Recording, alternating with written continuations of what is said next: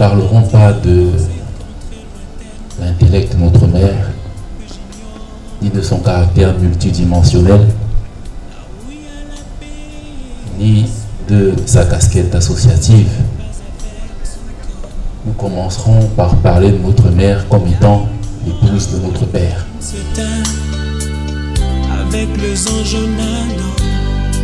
Il était une fois le docteur Honoré Denise Epeye, dira-t-on désormais. Il est très difficile aujourd'hui pour moi de parler d'elle au passé. Le souvenir est tellement vivace que je n'ai pas l'impression qu'elle est partie. Elle est le premier PCA de cet hôpital depuis l'ouverture et dont tout ce qui a été fait dans cet hôpital a été façonné par elle. C'était une personne de grand cœur, une femme forte personnalité, exigeante et qui aimait les choses bien faites. Notre rencontre dès le début a été facilitée, bien que parfois au début vous pouvez avoir des petites frictions quand vous ne vous connaissez pas très bien. Mais rapidement, quand nous avons appris à nous connaître, la relation est devenue beaucoup plus fluide et beaucoup plus efficace. Je voudrais dire à sa famille que l'hôpital va rester la maison de Madame Epeye, que nous serons toujours, nous essaierons d'être à leur côté et que cette famille devrait être fière de ce qu'elle a fait à l'hôpital gynéco-obstétrique. Et la nation camerounaise tout entière doit être fière.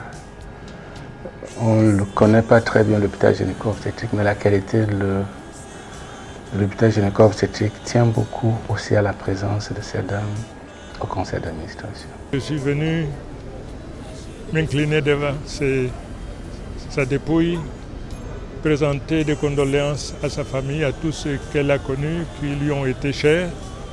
J'ai connu un être brillant, disponible, qui à l'occasion des conseils, elle-même comme M. Wangé que vous avez connu, m'ont toujours apporté pour faire de cet instrument de communication de la nation qu'est la CRTV, pour en faire un instrument réellement au service de la nation. C'était un être brillant que nous avons perdu, disponible, aimable. Jamais je ne l'ai connu dans la tristesse. Jamais un mot au-dessus d'un autre. Toujours dans la résilience. Eh bien, elle nous a quittés, que l'Éternel accorde paix à son âme et courage à toute sa famille.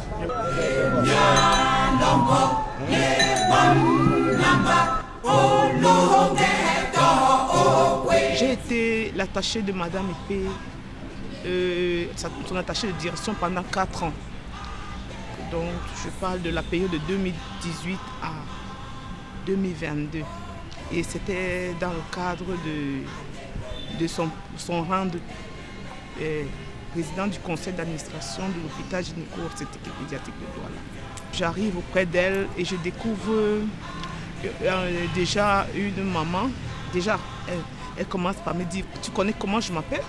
Tu connais bien mon nom? Tu connais tout mon nom? Je dis non, je m'appelle Koto Mouyema Honoré Denise Victoire. Les Sawa dans la généralité. Les Douala en particulier et sa famille ont perdu une icône. Ce genre de personnes, on ne les retrouve pas facilement dans une génération. Il faut plusieurs personnes, plusieurs décennies, plusieurs années pour retrouver ce genre de personnes. Puisqu'elle était dotée d'une force spirituelle incommensurable. Donc c'est ce que je peux dire. Madame Epeye était une grande sœur pour moi, une mère pour moi. On n'avait pas de lien de parenté. Elle m'a accueillie et elle a fait de moi une sœur. Elle m'a trouvé du travail à la CNPS. Déjà avant, elle me demandait quel niveau d'études j'avais. Et je lui ai dit, elle me dit, ok, passe ton examen, je te fais recruter. C'est comme ça qu'elle me fait recruter à la CNPS. et pour un contrat de 2 ans comme temporaire, avec une affectation à Ebolova de 8 mois. Lorsque je suis revenue à Yaoundé, j'ai fait mon retour à Yaoundé, elle était là pour moi et tout. Et à un moment donné, elle venait d'être nommée directeur de recouvrement à l'époque. Donc j'ai pris les rênes de la maison. Je suis nommé chef de chaîne TV métropolitaine. Il s'agit pour moi, selon les instructions du directeur général de l'époque, d'ouvrir la nouvelle chaîne de télévision qui sera chargée de s'occuper, n'est-ce pas, des problèmes de la région du littoral. C'est la chaîne CRTV métropolitaine dont je suis le chef de chaîne. Immédiatement, je constate que Madame Épée est membre du conseil d'administration de la CRTV et qu'elle habite Douala. Immédiatement, elle devient pour moi non seulement une mère, mais une conseillère. Je suis tout le temps avec elle. Et voilà l'occasion qui m'est donnée pour rencontrer Madame Épée, ma chère maman Épée, pour qu'elle me guide. Comment bâtir la chaîne TV métropolitaine? Elle m'a dit, Alex Stéphane, eh bien tu es là, tiens, je ferai des efforts pour que cette chaîne voie le jour. Malheureusement pour moi, je n'ai passé que 2 années à la chaîne TV métropolitaine comme chef de chaîne. Et après cela, j'ai été nommé chef de la station CRTV Littoral, cumulativement avec mes fonctions de chef de chaîne TV métropolitaine. Là encore, je puis vous dire que Madame Épée a été pour moi une grande conseillère. Elle m'a aidé, n'est-ce pas, à avoir des éléments qui nous permettent, n'est-ce pas, de mettre en place et la chaîne TV métropolitaine qui serait, n'est-ce pas, sous les ordres du chef de station CRTV Littoral. Tout le temps, lorsque je pouvais, je lui apportais, n'est-ce pas, des nouveaux éléments par rapport à mon travail, par rapport aux avancements. Et dès que j'avais fini de travailler avec elle, elle les portait au niveau du conseil d'administration dont elle était membre. Nous perdons donc une grande dame. Et le moment est venu pour moi de lui dire merci maman, merci pour tout, merci pour tes nombreux conseils, merci pour tes nombreux bienfaits. Va, maman Épée, n'oublie pas la CRTV que tu as portée entre tes mains. N'oublie pas la station régionale CRTV Littoral, la chaîne TV métropolitaine que tu as voulu voir grandir. Là où tu t'en vas, continue, n'est-ce pas, à prier ou alors à penser pour nous. De toutes les façons, nous ne pouvons que te dire au revoir. Au revoir maman. Et que la terre de nos ancêtres te soit légère. Merci pour tout.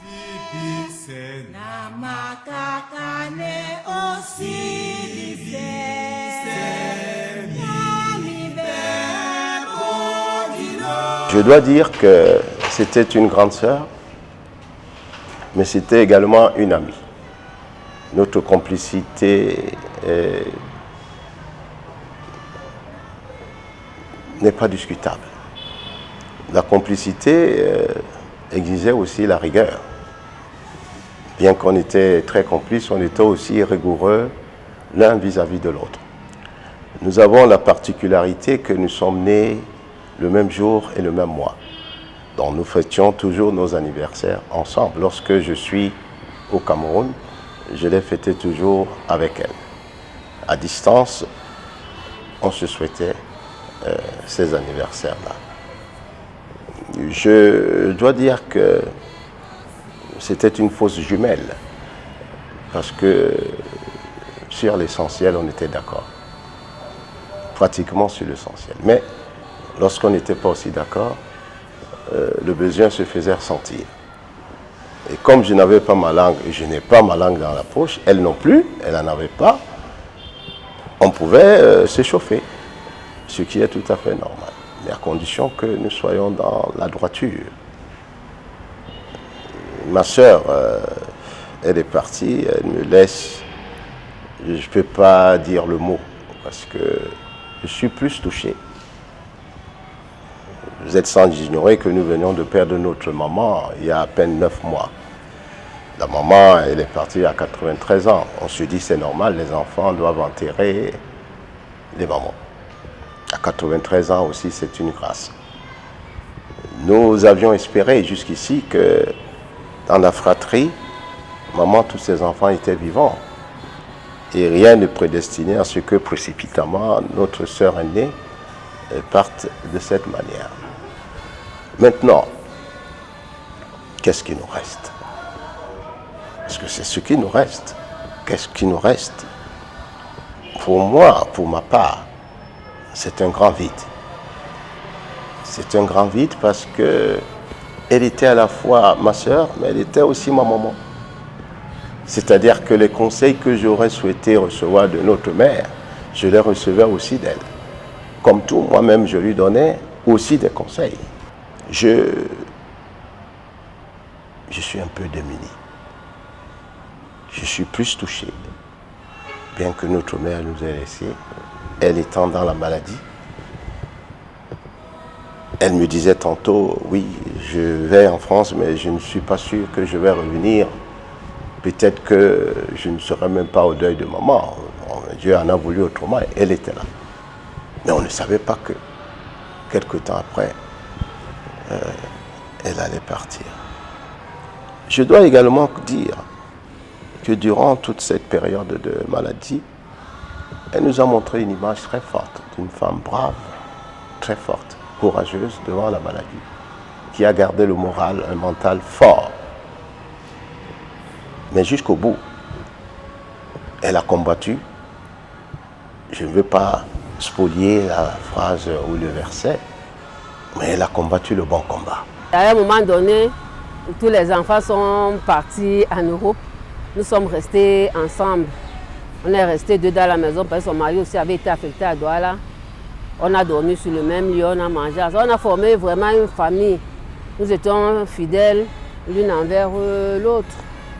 Vraiment, elle m'a adopté, elle m'a fait rentrer dans sa famille et tout. Et les gens ne pouvaient même pas savoir que nous n'avons aucun lien de parenté. Les gens se disaient, oh c'est la sœur, comme elle est noire, comme je suis noire, je suis la sœur de son mari, parce qu'elle elle est blanche. Le 20 du mois de décembre, je suis allée lui rendre visite. Et je l'ai trouvée sortie de l'hospitalisation. On a causé, on a mangé ensemble et tout. Et je lui dis, bon, comme moi je dois reprendre le bus de 19h, comme je faisais un aller-retour, je voulais juste voir ta tête et tout ça là. Elle a dit, ok, il faut que tu partes pour ne pas rater ton bus. Donc je suis partie et c'était le 20. Et le 22, elle fêtait son anniversaire.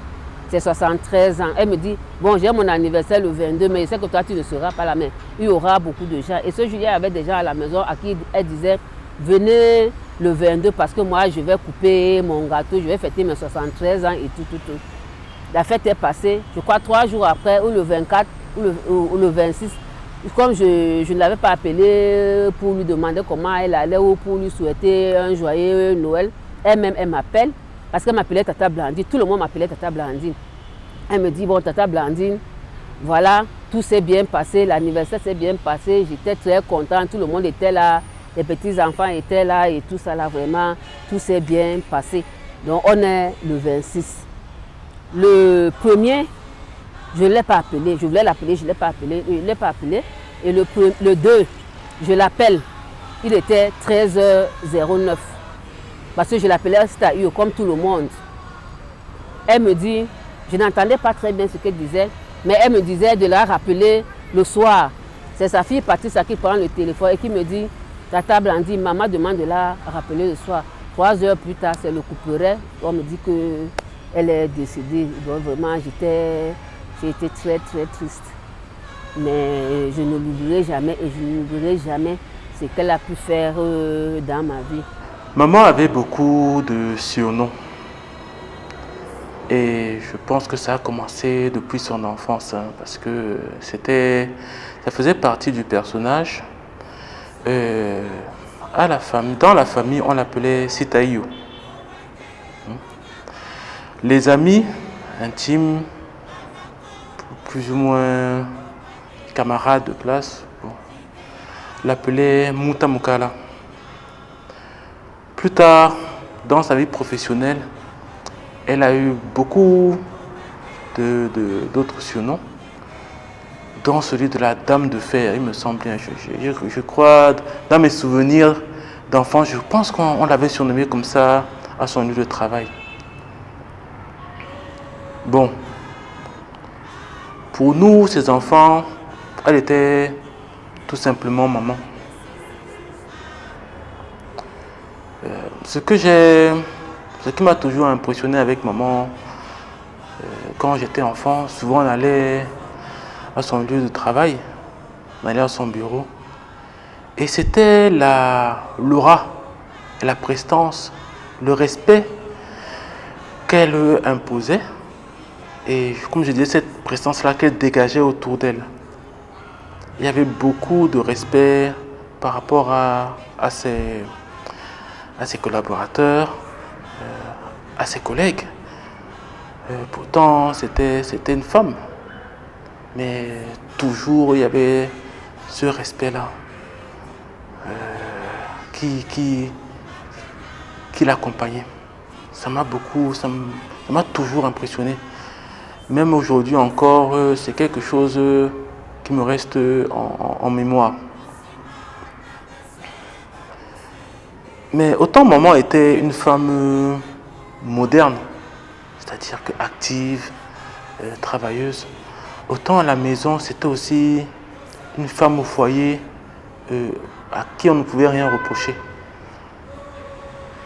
Je me souviens qu'à la maison nous étions rarement malades, vraiment.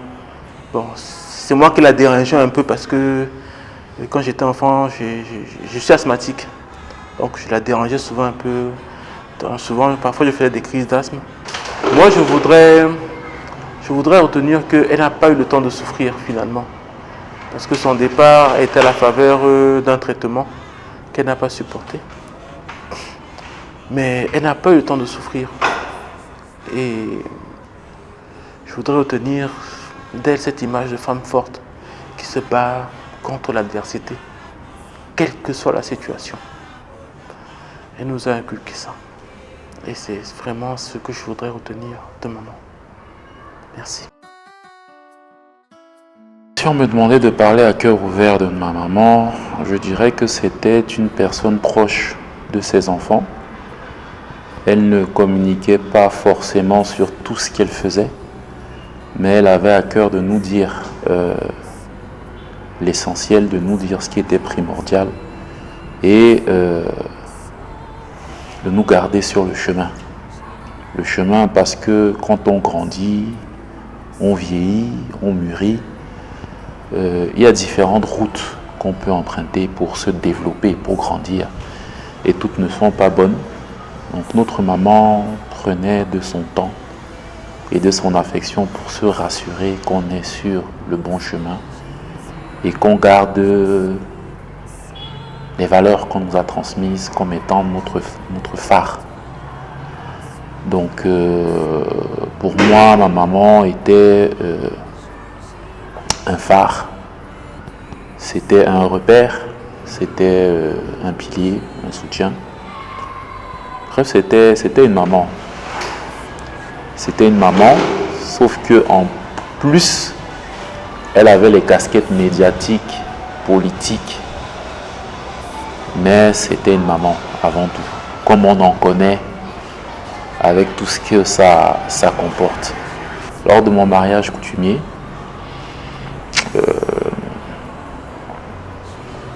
en octobre, la maman était déjà assez malade, assez souffrante, mais ça ne se voyait pas encore. Et elle est sortie lors de la bêlée et elle a dansé. Pourtant, elle était déjà assez affligée physiquement. Mais c'est quelque chose qu'elle masquait et elle voulait matérialiser sa joie. Sa joie de l'instant présent, du bonheur que ses enfants ou son enfant que je suis traverser cette étape-là encore une fois. L'autre souvenir que j'ai, qui est intemporel, c'est moi enfant, à Yaoundé, dans une de nos maisons, voyant ma maman rentrer du travail et lui courir après pour qu'elle me prenne dans ses bras. Voilà les souvenirs qui reviennent souvent dans mon esprit depuis que la lourde nouvelle est arrivée depuis son départ. Maman était une complice, en même temps qu'une mère. Elle avait cette façon d'être avec tous ses enfants. Elle était leur amie, leur confidente, leur complice. Et c'était la femme de toutes les solutions. Donc elle était toujours prête à trouver une solution aux problèmes que nous rencontrions. Maman avait ces petites touches, ces petites piques assez régulières. Personnellement, je n'ai jamais été un mannequin depuis toute petite. Donc j'ai toujours été sur la sellette par rapport à mon poids, par rapport à ce que je mangeais, pour que je sois la plus fine possible. Mais la génétique, c'est la génétique.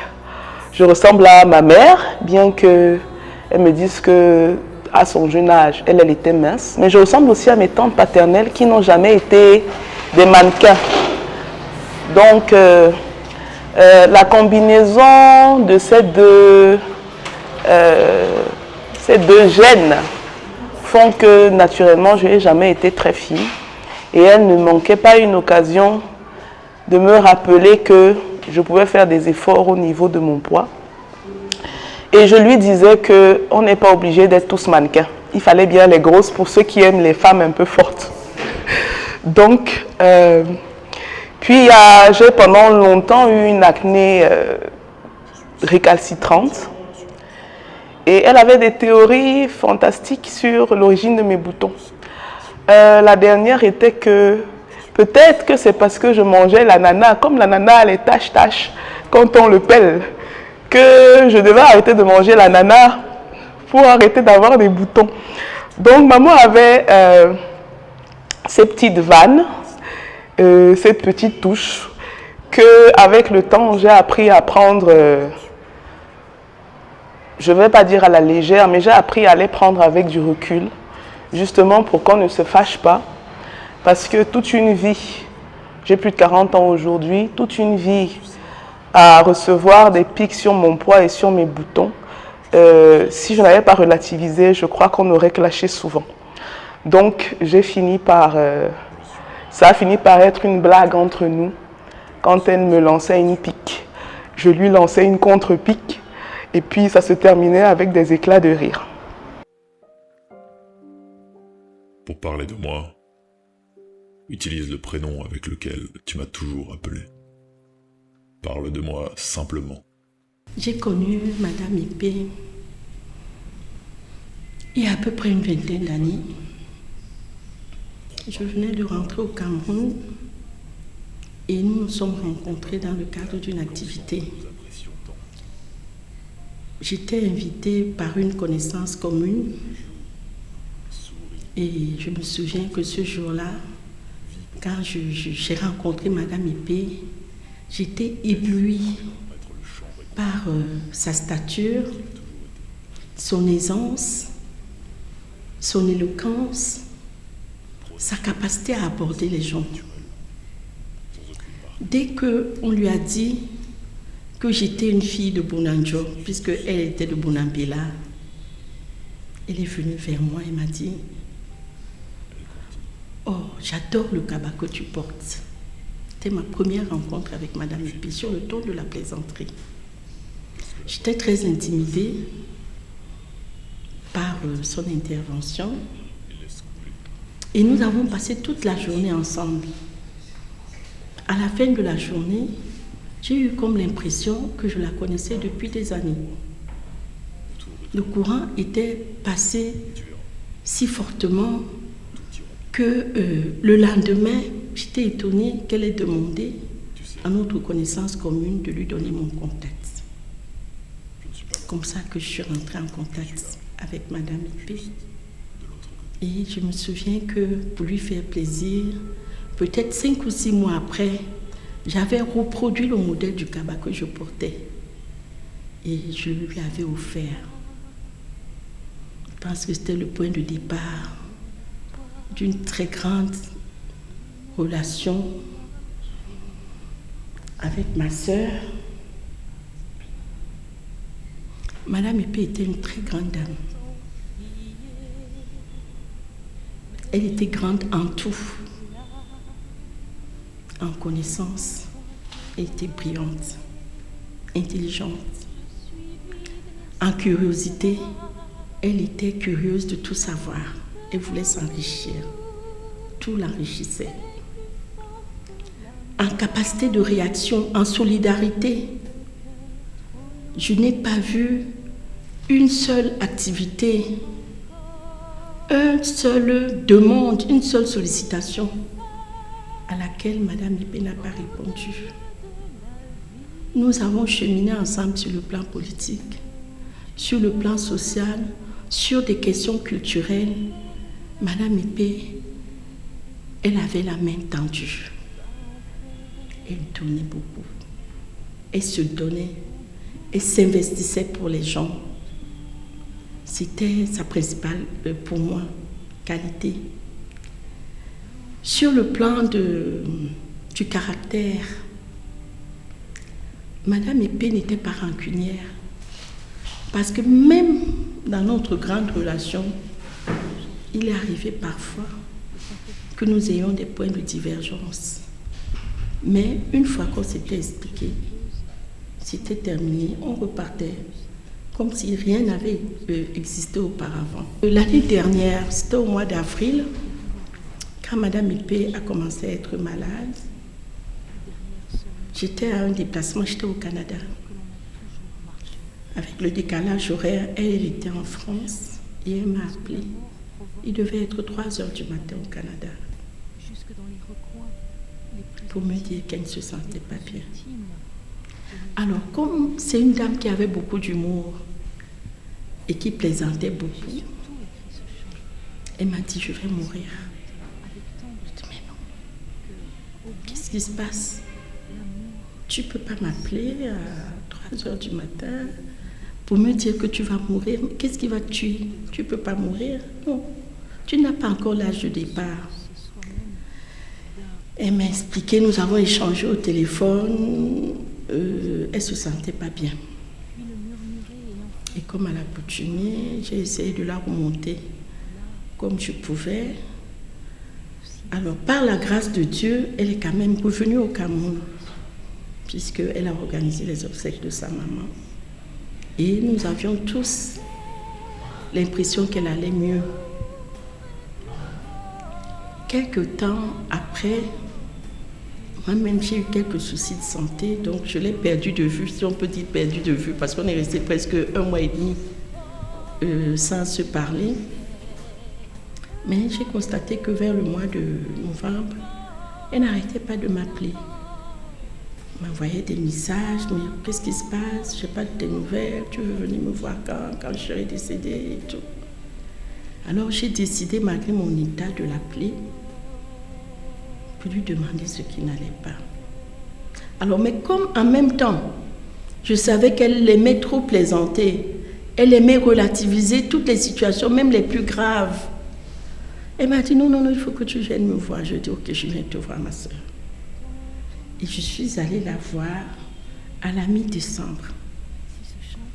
Ce jour-là, quand je suis arrivée, elle était sous assistance respiratoire.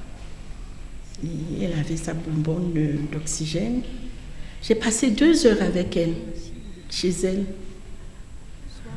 Mais comme elle était ce qu'elle était, c'était une grande dame. Elle était stoïque. Même dans sa difficulté, elle ne montrait pas qu'elle était véritablement atteinte. Nous avons tellement rigolé qu'il lui arrivait parfois d'enlever son masque d'oxygène pour me raconter, comme d'habitude, de petites anecdotes. Et on partait en volée, on riait et tout. C'était la dernière fois où je l'ai vu.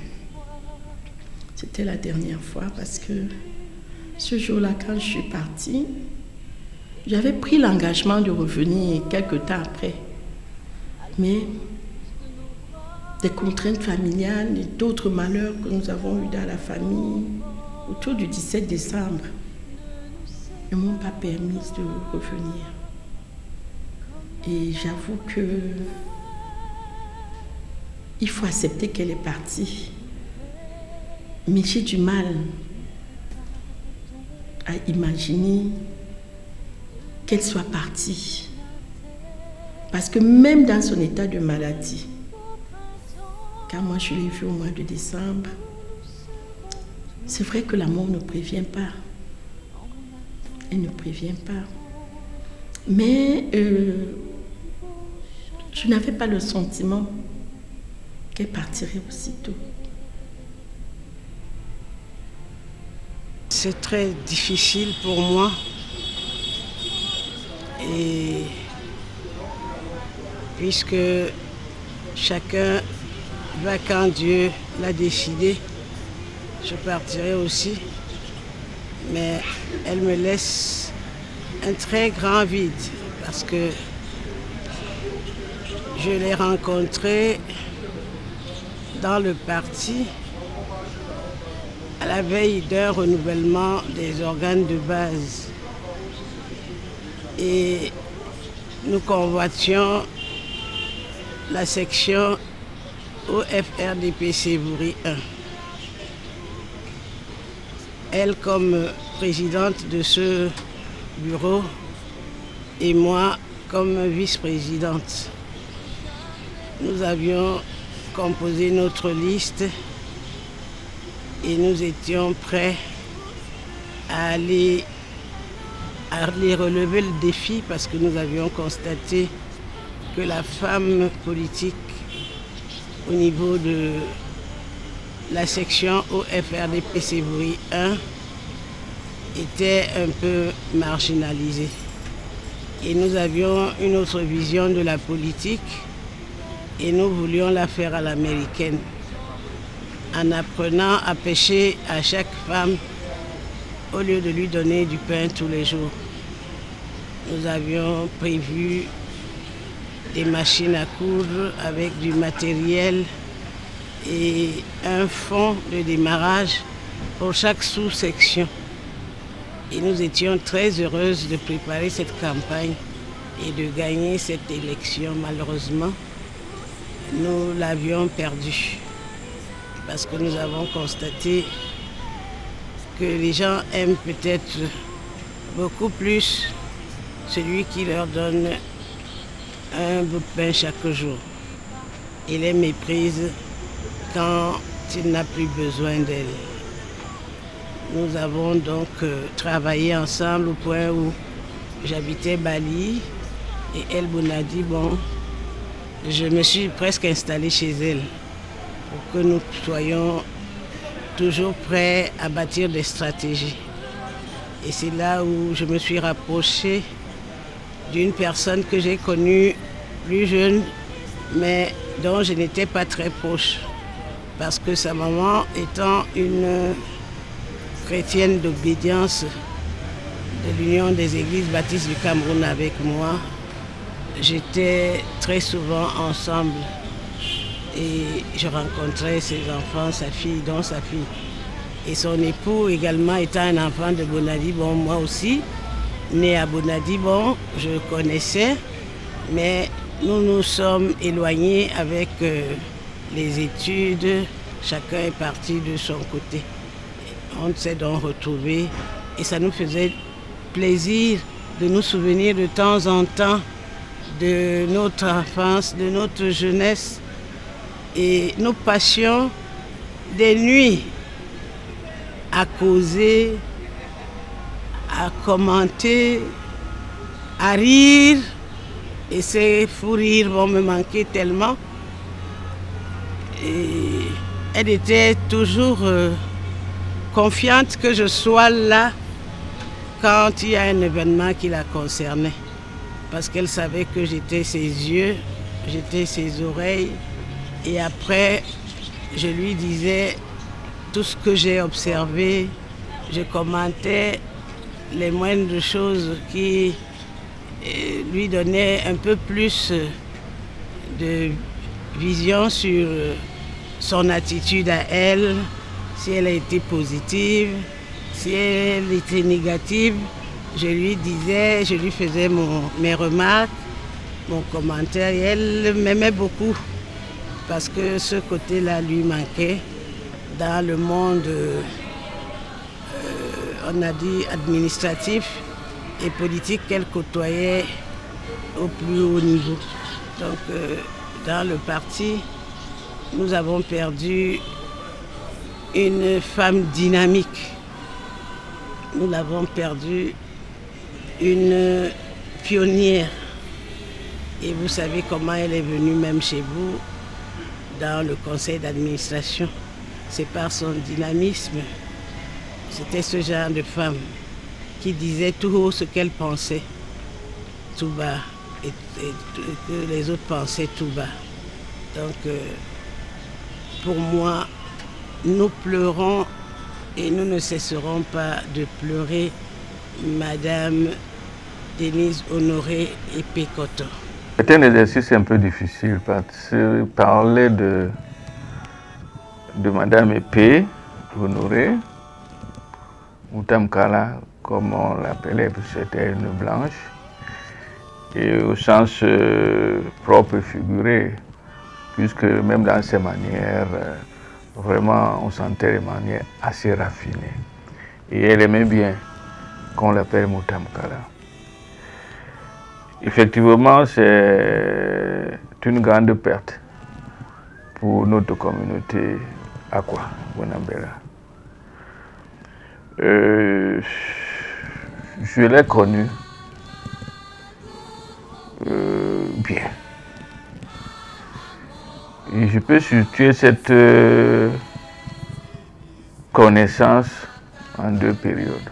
La période avant 2003 et la période après 2003.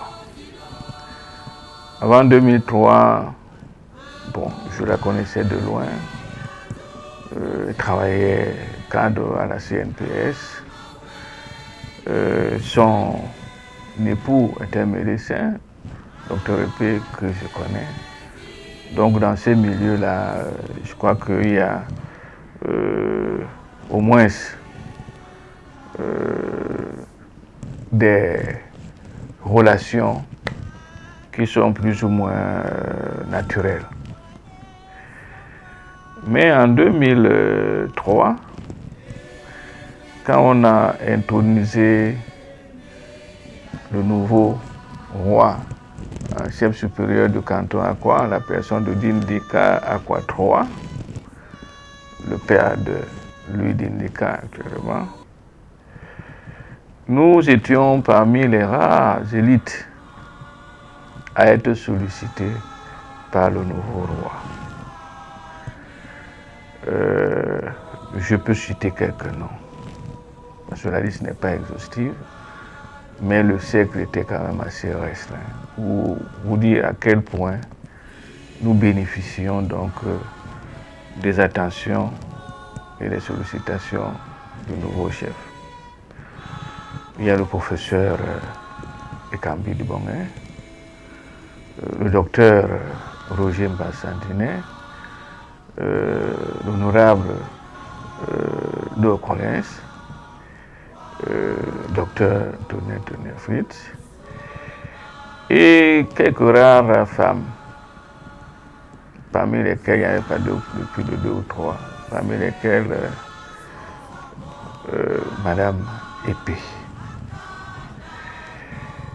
Je me souviens aussi de feu Christian Dika, la fille de Dika Akwanya Bonambela. Bon, bref, tout autour du chef, donc, on l'a accompagné d'abord à élaborer son programme de la tournée. Le chef a effectué une tournée dans les 20 villages du canton. Une tournée qui a pris près de 4 à 6 mois. Et en apothéose, c'était en avril 2004. Il y a eu donc les premières assises de Bounambela, une assemblée très élargie où tout le monde s'est retrouvé à la salle des fêtes d'Akwa. Pour couper court, le nouveau chef voulait donc réorganiser le canton à la lumière des observations, des besoins récoltés à travers ces 20 villages. D'abord, au point de vue structurel, il y a eu 3 institutions, ou bien 3 instances. L'Assemblée générale des assises de Bounambela, qui devait se tenir tous les ans ou tous les 2 ans. On a d'abord appelé ça le Conseil économique et social, mais comme ça rencontrait une appellation qu'il y a comme c'était donc le Comité économique et social, c'est une structure à caractère économique et financier, parce qu'il faut financer ce qu'on appelait CSB. Et puis, bon, une cour de justice, quelque chose de ce genre. Et les premiers textes que le roi a pris, c'était aussi pour différencier les niveaux, les catégories de personnalité qui l'entourent. Bon, c'est ainsi qu'il y avait le premier niveau, Ndika Motoya Bounambela, c'est-à-dire quelqu'un qui est très précieux. Moutinidi, Nya Bounambela, c'est-à-dire les membres influents qui sont au niveau de l'instance dirigeante. Et puis, bon, parmi lesquels on pourrait vous appeler Mounakoli, c'est-à-dire les élites qui sont très très consciencieux. Donc dans ce cercle-là figurait Madame Épée. Donc voilà de manière amassée ce que je peux dire sur Moutamkara, qui va laisser certainement un grand trou, pas seulement à Bounambela. On la pleure déjà à l'hôpital génico-obstétrique, je le suppose, partout où elle se retrouvait. Donc c'est une figure remarquable quand elle est quelque part. C'était avec un plaisir que je lui rends hommage. Que la terre donc de nos ancêtres nous soit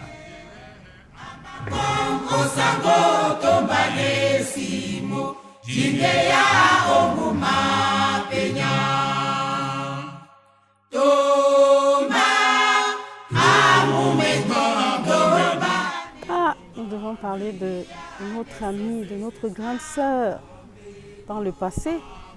Madame Épée, nous devons parler de toi dans le passé. Et oui, parce que tu es partie. Mais Madame Épée était la fondatrice de cette association Ngenge Tasawa au Yaoundé. Comment est née l'association Ngenge Tasawa au Yaoundé? Madame Épée a eu cette idée quand elle habitait ici à l'Omnisport à Yaoundé. Et elle a voulu rassembler les dames qui habitent l'Omnisport à Yaoundé. Elle a voulu qu'on se retrouve et elle a donné cette idée à certaines dames qui étaient proches d'elle. Et l'association est née en 1998. Et nous avons commencé à coopter d'autres femmes qui n'habitaient pas l'Omnisport. En 1998, la réunion qui s'est tenue chez Madame Manga, Julie, qui était donc la passe-présidente, après elle nous a dit, mais les filles, l'association est née, mais quel est le nom qu'on va donner à notre association? Et puis, j'ai pris la parole pour dire, Dans cette association, chacune de nous est une étoile dans son domaine. Nous avons des ingénieurs, des journalistes, des experts comptables, des juristes. Et nous sommes des étoiles dans cette association. Et elle a dit, on va le dire en Douala, c'est une excellente idée. Parce qu'elle savait encourager. Elle savait encourager. Elle était friande de belles idées. Et elle a dit, nous allons nommer notre association Ngenge Tasawa au Yaoundé. Les étoiles Sawa à Yaoundé. Voilà Madame Épée, voilà ce qu'elle était. Toujours une idée lumineuse, comme une étoile qu'elle était. Madame Épée était une grande sœur, si affable, si ouverte, si conciliante. Elle ne se fâchait jamais, jamais, jamais. Je ne me souviens pas d'avoir entendu un jour Madame Épée lever sa voix contre quelqu'un. Ma voix faiblit, mais elle ne sera plus là pour la prochaine rencontre avec ses enfants que nous soutenons. Mais nous savons qu'elle est toujours là avec nous. Et son étoile va nous guider. Son étoile va nous orienter. Et nous savons qu'elle sera contente de voir que nous avons continué cette belle idée. C'était ça, notre grande sœur. C'était ça, Madame Ipé. Aïe! Voilà, Boam. À la longue, on va chanter notre chanson des étoiles, juste pour lui dire au revoir. On peut? Angenge tabosangi panyi senge yasu onwane badangwe di kedi ambo abu panya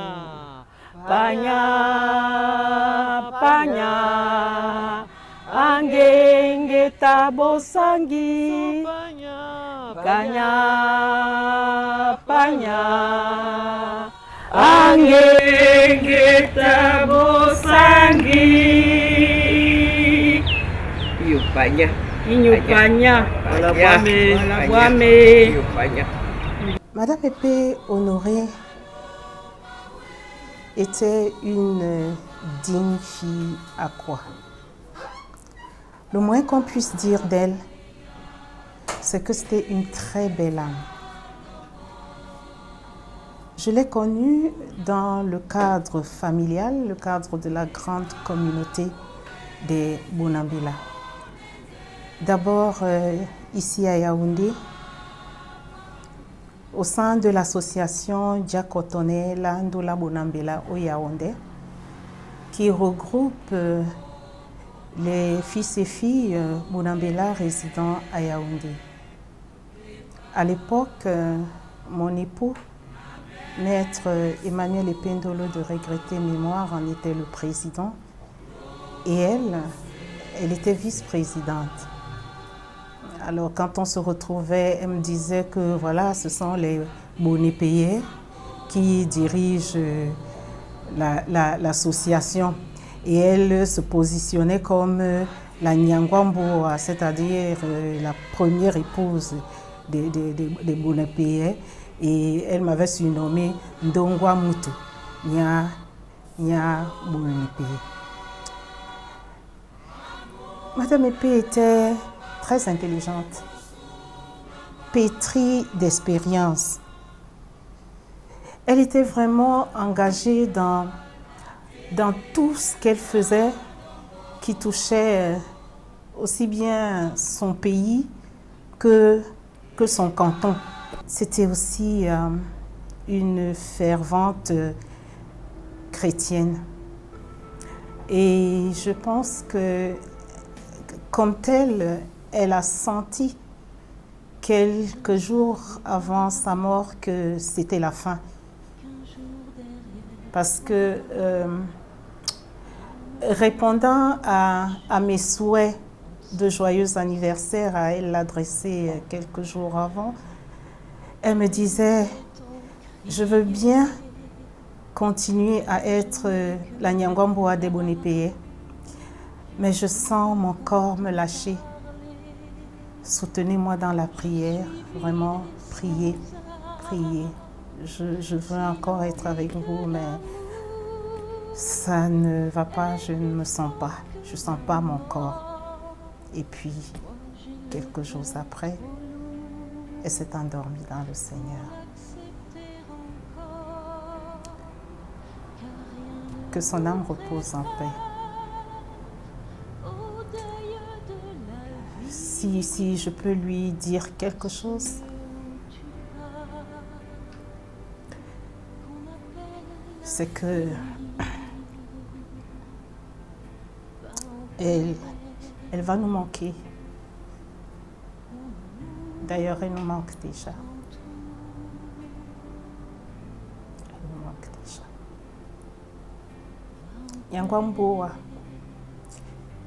Bonépéé, Kanena Tanabilewa, Bonépéé ba Yaoundé, Bonépéé ba Douala, ba Cameroun, ba Bikombo. Chanteuse, auteure et compositrice Na Soumelewa, depuis de nombreuses années. Umsela Boam.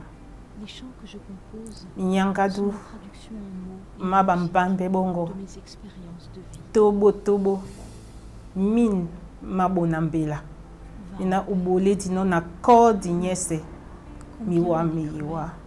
Et douloureux Tete penyina ubole dino derrière celui que l'on a aimé. Odube dindeni. On a toujours marché. Momene akasiwa.